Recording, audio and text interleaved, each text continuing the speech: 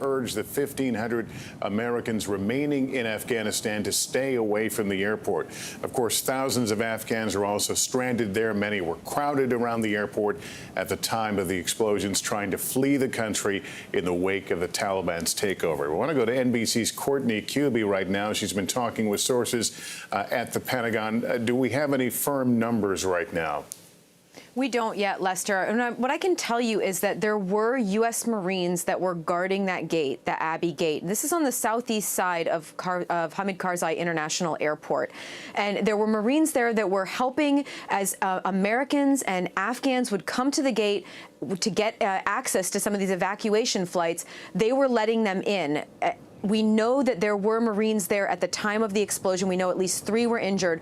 But now, as you mentioned, according to the statement from Pentagon Press Secretary, we know that there were actually service members among those killed. We're also hearing reports about a number of Afghan civilians that were injured and killed in these attacks. So, as you mentioned, there were 2 locations for this explosion. The Abbey Gate, which is where, again, people have been going in to get into access into the airport there. The second one was very close by at the Barron Hotel. This is a hotel that has been frequented by Westerners for several years, and even recently it was a location where Americans and others were gathering to make the walk over to the Abbey Gate to get access to the airport. We know that it's been a source of security concern, particularly in the last week. Large crowds have been gathering outside this gate to the extent that there was a group of Americans last Thursday who gathered there to make the walk together, and it was such a difficult security environment that the U.S. military decided to send helicopters into the Barron to pick them up and to literally hop over the crowds the very short distance into Kabul International Airport. Again, 2 explosions today. We don't have a firm idea yet of who may have been behind this attack. There was a very specific and tailored threat stream that existed already about an ISIS attack. They were looking to attack at the airport, particularly around some of these gates targeting Americans. So all signs would point to this being an attack by ISIS-K. But again, Lester, we don't have any firm attribution at this point. All right, Courtney, walk me through where we stand logistically right now. During all this, we were looking at a camera from Kabul. We could clearly see the flow of transports is continuing. But there's also the necessity to draw down American forces there. Do we know how many have left, or did that leave a weakened posture around the gate? The drawdown of U.S. forces there, of the roughly it's less than 6,000 U.S. troops there, has not officially begun. There's still somewhere in the neighborhood of about 5,400 U.S. troops there working on this evacuation effort. And part of that includes the security effort to secure the airport for the evacuation. So at this point, that has not started. But as you well know, Lester, the U.S. troops, they can't just come and go in a very short time. It will take a couple of days for all of those troops to leave. So there has been a real ramping up of the evacuation effort. If the U.S. is to meet the August 31st deadline for all troops to be out, they have to back time from that. So that if you take 2, 3, maybe even as many as 4 days for those troops to leave and their equipment, we're getting into literally the final day or 2 that they will be able to maintain these high pace of evacuation operations. When you have something like today, this attack at the airport, that will obviously have a major impact on on getting people out during those evacuations. There has been a very significant ramp up. Tens of thousands of people have been moved out in the last several days. That is sure to slow down today with this attack. All right, Courtney, thank you. Again, the headline, a number of U.S. service members killed today in this attack at Kabul Airport. I want to go to White House correspondent Peter Alexander. Peter, anything officially from the White House? Obviously, they're spending time in the Situation Room trying to figure out next steps. Yeah, Lester, that's exactly right. I think it is highly likely that we will hear from President Biden at some point over the course of this afternoon. Nothing official yet from the White House. We can tell you to this point over the course of the day, the president huddled in the Situation Room earlier this morning for more than an hour with members of his national security team, commanders on the ground from Afghanistan joining for that conversation.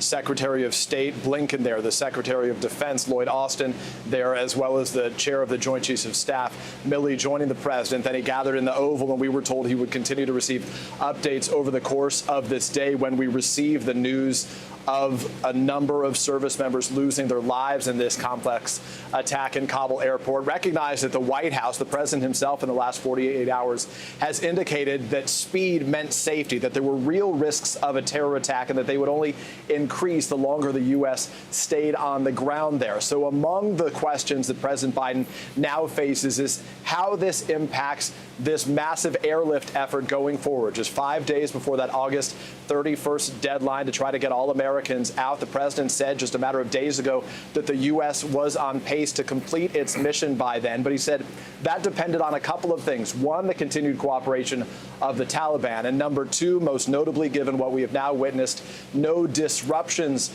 to the effort on the ground there, given what is clearly a disruption and now the loss of not just Afghan but American lives as well. The president will have to make a decision whether this means the U.S. ultimately tries to get out before that date, if it will decide, the president will decide to extend the mission past that date. A series of questions facing the president now. It's a day that is still fluid, as they describe it here at the White House, with expectation, we believe, that we would hear from the president later today. The press secretary's briefing has been delayed. A meeting with the Israeli prime minister also put on hold. Lester.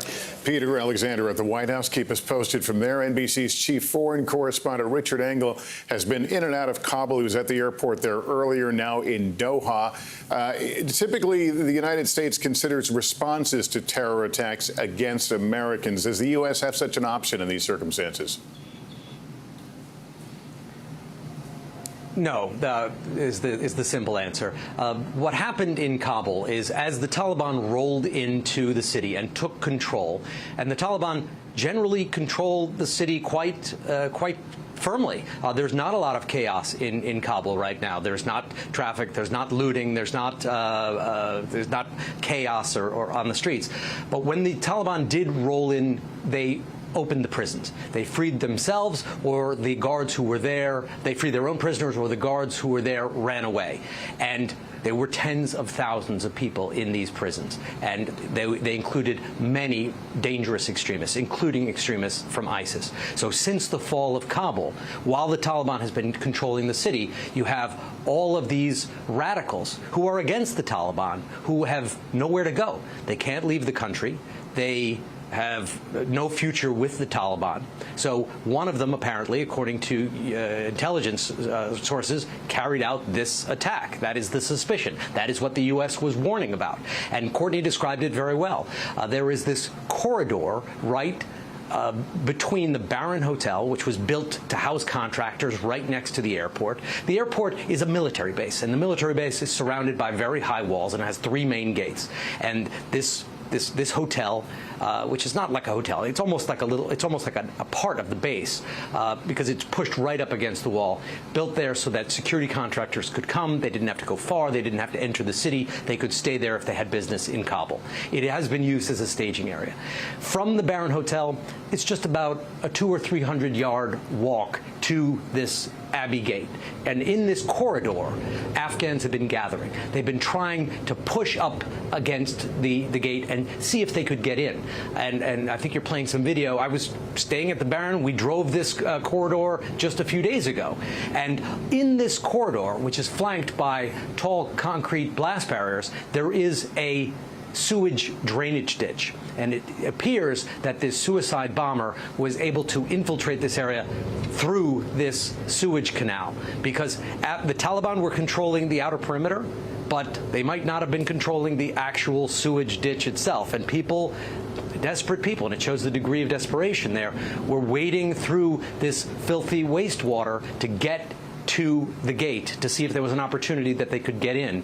And in this chaotic scene where you have the Taliban on the outside, Afghans gathered there trying to get in, some of them even wading through sewage to get in, you saw this explosion.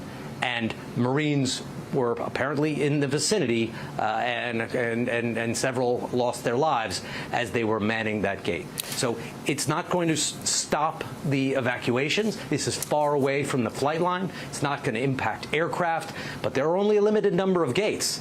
And if one now is clearly compromised, slowed down security concerns there, it puts even more pressure on the others. This is something the Taliban doesn't want. Several Taliban fighters outside were killed themselves, but there is only so much that they can do with tens of thousands of people who escaped from the prisons who are still on the loose. Right. All right. Richard, thank you very much. It will certainly impact American decision-making. We're certainly keeping an eye on more reaction from the White House and the administration about these developments. Again, we learned from the Pentagon a short time ago a number of U.S. service members were killed in what the Pentagon is describing as a complex attack at the Kabul airport, a number of others being treated for wounds. We also believe a number of civilian casualties there. We'll continue to monitor the situation in Kabul. We'll bring you the very latest as we get it. And, of course, coverage continues right now on MSNBC and later on NBC Nightly News. I'm Lester Holt in New York. Good day, everyone.